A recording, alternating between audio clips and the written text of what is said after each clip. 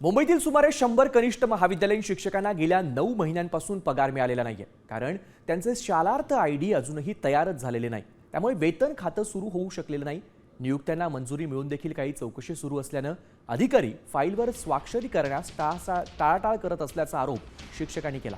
तर पगार न मिळाल्यामुळे अनेक शिक्षकांवर कर्ज घेण्याची वेळ आली आहे। यामुळे शिक्षक सेना संतप्त झाली असून आठवडाभरात प्रश्न सुटला नाही तर वाशी इथल्या शिक्षण मंडळाच्या कार्यालयावर मोठा मोर्चा काढण्याचा इशारा त्यांनी दिला।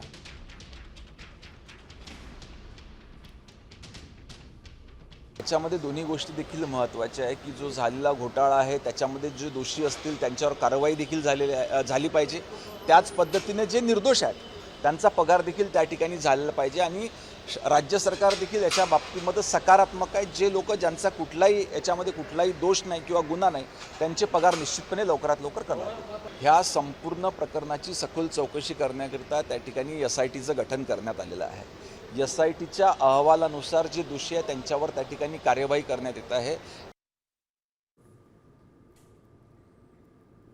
मुंबईतील 100 कनिष्ठ महाविद्यालयीन शिक्षकांचे 8 ते 9 महिन्यांपासून वेतन रखडलंय।